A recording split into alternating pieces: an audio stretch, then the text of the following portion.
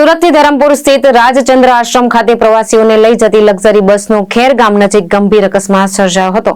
Driver મોબાઈલમાં વ્યસ્ત હોવાને કારણે સ્ટીયરિંગ પરથી કાબુ ગુમાવતા સામેથી આવતી ટ્રક સાથે ધડાકાભેર અથડામણ થઈ હતી। ઘટનામાં 11 મુસાફરોને નાની મોટી ઈજાઓ પહોંચી છે, જ્યારે સદનસીબે કોઈ જાનહાનિ થઈ નથી।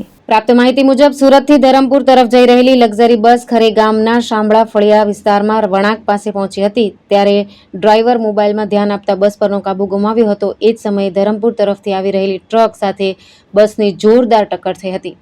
અકસ્માત થતાં જ બસમાં સવાર પ્રવાસીઓમાં ચીસ પોકાર મચી ગયો હતો। સ્થાનિક લોકો તરત જ ઘટના સ્થળે દોડી આવી રાહત કામગીરી હાથ ધરી હતી અને મુસાફરોને બસની બહાર કાઢ્યા હતા।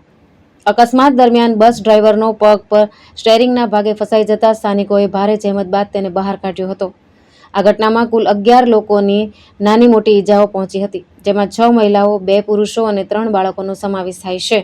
તમામ ઈજાગ્રસ્તોને 108 એમ્બ્યુલન્સ મારફતે નજીકની રેફરલ હોસ્પિટલ માટે સારવાર માટે ખસેડવામાં આવ્યા હતા। સદનસીબે અકસ્માતમાં કોઈ જાનહાનિ ન થતાં લોકોમાં રાહતનો માહોલ જોવા મળ્યો હતો। વાહન ચલાવતા સમયે મોબાઈલનો ઉપયોગ કાયદેસર ગુનો હોવા છતાં આવી બેદરકારી મુસાફરોની સુરક્ષા માટે ગંભીર પ્રશ્નો ઊભા કરે છે। પાછાભાઈ સાવલિયા, અમે સાથે સુરતથી આવી છીએ અને ધરમપુર આશ્રમે જતા હતા।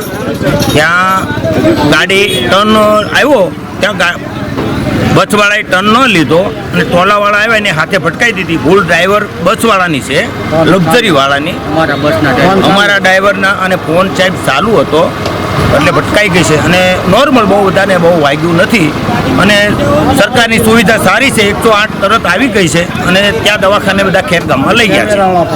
કેમેરાવાળા, પત્રકારવાળાનો આભાર છે કે તરત લોકો આવી। હિતેશ પટેલ, દ્રષ્ટિકોણ ન્યૂઝ, ખેરગામ।